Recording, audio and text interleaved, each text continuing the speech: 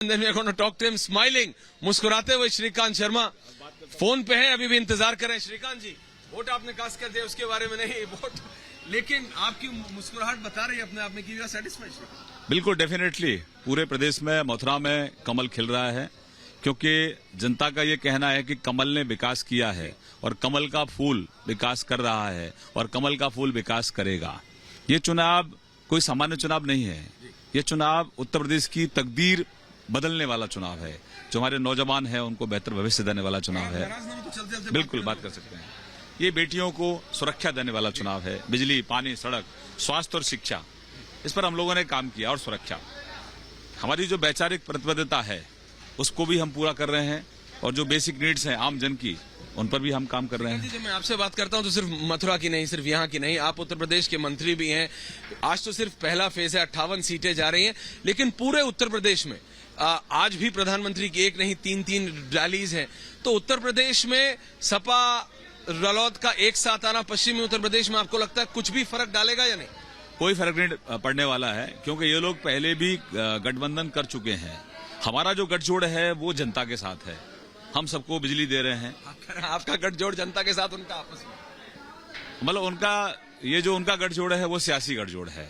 हमारा जो जनता के साथ गठजोड़ है वो ईमानदारी वाला गठजोड़ है, क्योंकि हमने बिजली 24 घंटे हम जिला मुख्यालय पे दे रहे हैं, गांव में हम 18 घंटे दे रहे हैं। उत्तर प्रदेश के किसी गांव में चले जाइए अपने कैमरा। तो आपका नाम लेके, मैं आपको बता रहा हूं, हमारे इंटरव्यू में मेरे को बोला, आपका नाम लेके बोला कि श्रीकांत शर्मा झूठ बोलते हैं, गांव में बिजली नहीं आती, नाम लेके बोलते हैं आपका। आप किसी गांव में चले जाइए।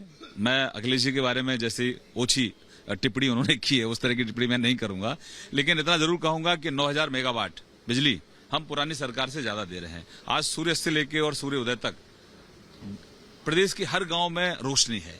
17 से पहले हर गली अंधेरी थी, सड़कें अंधेरी थी, गांव में अंधेरा था, और शहर के अंदर जनरेटर का धुआं और जनरेटर की आवाज सुनाई देती थी, केवल और केवल। तो अब उजाला ही उजाला है। अब क्या कैमरामैन को रात को घुमाइए, अभी तो पहले चरण का चुनाव चल रहा है, तो पहले चरण में ही इतने अखिलेश जी परेशान हैं, तो अंतिम चरण तक पहुंचते पहुंचते तो मुझे लगता है कि इनकी भाषा और खराब होने वाली है। आप अपना वोट दे के आए, लेकिन कहा जा रहा है जयंत चौधरी वोट नहीं देंगे, कह रहे मैं बहुत बिजी हूं। अब कौन क्या करता है, क्या कह रहा है, ये जनता का यहाँ कोई सरोकार। वोट देना ये तो लोकतंत्र में, आपको लोकतंत्र उत्सव में आपकी सहभागिता है कि लोकतंत्र में आप कितना विश्वास करते हैं। वोट नहीं देना, उनको मालूम है कि उनके वोट से कुछ फर्क तो पड़ने वाला है नहीं। यहाँ तो जीत तो भाजपा रही है, वो वोट डालें ना डालें। दूसरा क्या है, इनको ये जितने भी युवराज हैं ये जनता से डिस्कनेक्ट हैं। इनका जमीन से कोई सरोकार नहीं है, क्योंकि इनको राजनीति विरासत में मिली है। इनको किसानी नहीं पता, खेत नहीं पता, गांव की समस्याएं नहीं पता, गांव में कभी रहे नहीं, गांव को कभी जिया नहीं, गांव की समस्या को कभी जिया नहीं। को पता है, मुझे पता है, मेरे प्रधानमंत्री को पता है, मेरे मुख्यमंत्री को पता है, हमारे यहाँ ज्यादातर जितने भी नेता हैं सबको पता है। जमीन से लेकर आए हैं, अभी मैं अपने गांव से वोट डालकर आ रहा हूँ।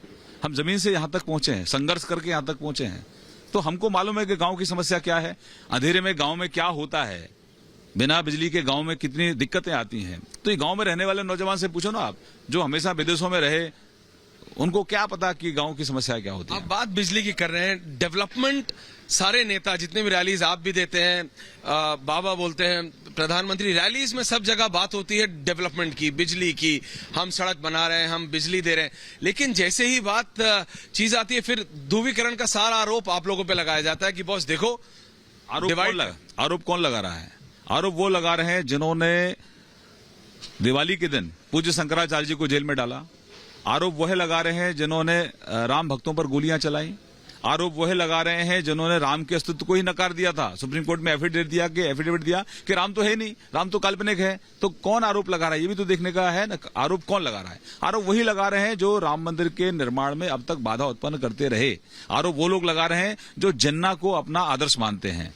तो और ये 20% की राजनीति करने वाले हम पर आरोप लगा रहे हैं, हम तो 100% की राजनीति करते हैं। श्रीकांत जी, लेकिन उत्तर प्रदेश में आज इलेक्शन था, पिछले 72 घंटे से कर्नाटक में कुछ हुआ था बुरखे पे, और ये कहा असदुद्दीन ओवैसी ने, देखो हमारी बेटियां क्या पहनेंगी, हम पहनेंगे। उत्तर प्रदेश में तो हर चीज को यूपी से कनेक्ट करके देखा जा रहा है, बुरका हिजाब यूपी के इलेक्शन से पहले। देखिए, लोकतंत्र है और ये सिस्टम जो देश है लोकतंत्र से चलता है, संविधान से चलता है।